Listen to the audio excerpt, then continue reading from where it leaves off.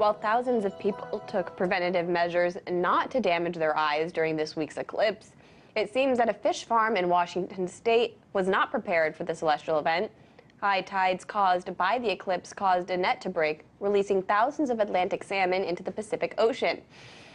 And some say this could cause potentially devastating effects to the ecosystem in the area. RT's Alex Mihailovich is in Toronto with more.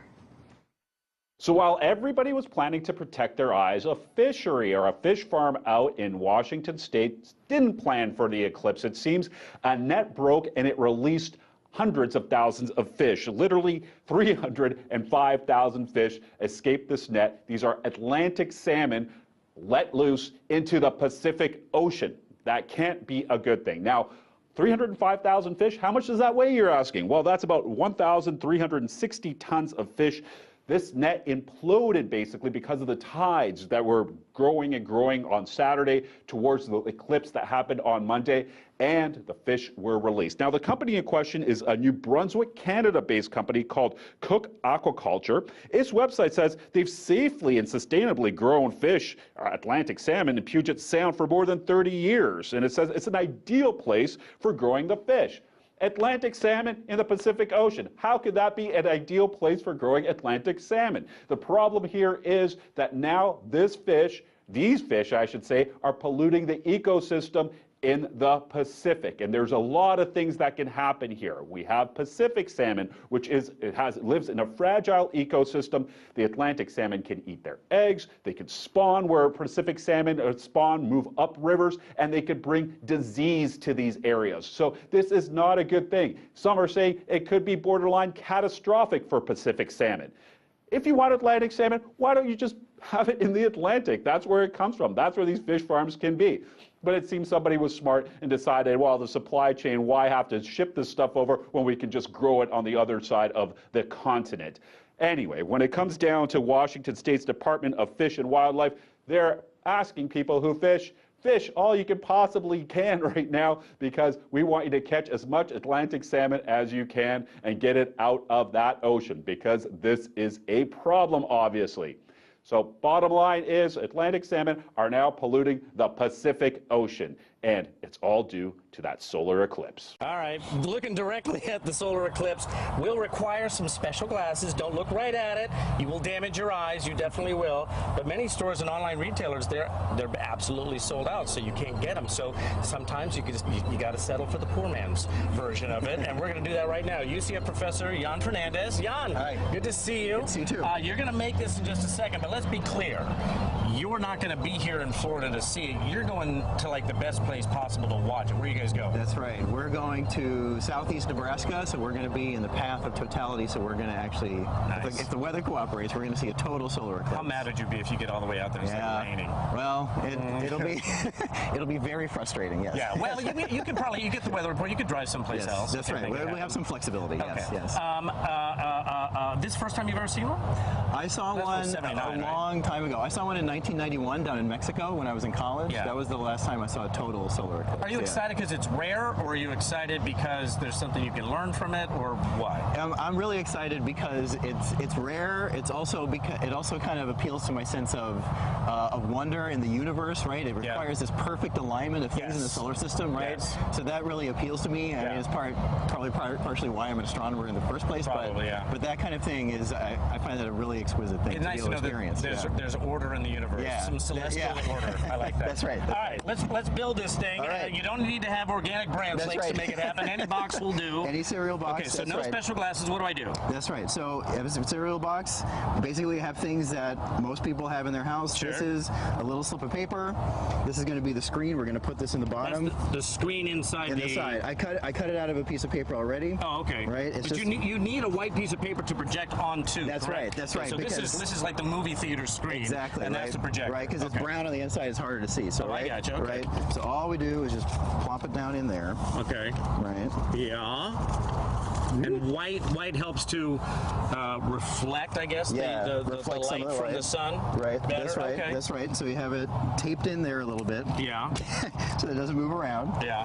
Right. I'll try to do that as good as I can here. Good thing you don't have those Popeye forearms. You know, you'd never be able to make that happen. That's right. That's Ruining right. boxes left and right. That's right. So then you want to make some holes in the top. So I'm just going to snip off that part there. Yeah. And Kids, are you watching at home? Have mom and dad use the scissors. That's right. Don't use the scissors by yourself. Right. And then we Just being safe. make little snips on both sides here. Oh, okay. Right. So it's going to be, because there's going to be one hole that the sunlight will go into, and then one hole that you're going to look through. Oh, okay. So what's really handy is that, or partially what makes this really safe, is that you're going to have your back to the sun when you're using this. Sure. Right.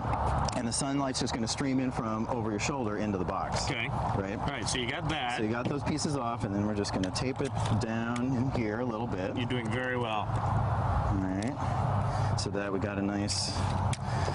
Think you can get it done in a minute? Yeah. Oh, you can get it done in a minute. Okay, you're almost there. All right. All right. Now we just have a piece of foil, and we can try to do it the nice, neat way. Snipping a piece off here. What is the foil for? So the foil is just to prevent any, sunlight can't get through foil. Oh, I got you. Okay. We're just going to put it right over here, maybe over this one a little bit, right? Okay. Want to get a piece. Tape that down? Yeah, you got to tape that down. Let me help That's you. right. Okay. Thanks. Tape. Yep. I want to make sure that the piece is big enough. I've kind of made it a little bit small That's here, fine. right? Yeah, we get the idea. Right. And then you're basically ready. Then the only thing is left is you need a little pin to make as tiny a hole as possible. Even a really tiny hole will be fine. It doesn't have to be a big honking hole. Really? Just really tiny hole, right? Okay. And then you're set. And then all you're going to do when the sun's Oh, up, and you look through there. you look exact. That's right. And, Okay. and that's why I say the sun's going to be at your back. Oh. And it's going to be, you hold it, yeah. And you look right through there. That's the screen. Oh, I And the thought you sun- had a piece of paper out like this. No, the piece of paper in there, the sunlight goes through that little tiny hole. Little tiny and hole you get a goes in there. projection of the eclipse sun right on the white paper that's inside the cereal Wow, box. this is Yeah. cool. And then you have a little home for cockroaches That's later right. on too. Okay. Should you be so That's right. inclined. That's why it's Florida, right? That's right. Yeah. Yeah, that's good stuff. Hey, safe travels to Nebraska, you. and I hope Thank the you. weather cooperates for I you. hope so too. Thank you very Jan much. Fernandez, good stuff. All right, Amy, back to you. Just like The Simpsons, millions of people are waiting for the total solar eclipse to begin. The moon will move between the sun and the earth on Monday. It'll block out sunlight and create a shadow that'll move from coast to coast across the U.S. for the first time in 99 years. The eclipse starts around 1 Eastern, 10 a.m. Pacific. It'll move east through a 70-mile wide path. 14 states from Oregon to South Carolina will witness the total eclipse before it ends around 3 p.m. in the east and noon in the west. CBS News science and futurist contributor Michio Kaku is a physics professor at the City University of New York, and he is just mildly excited.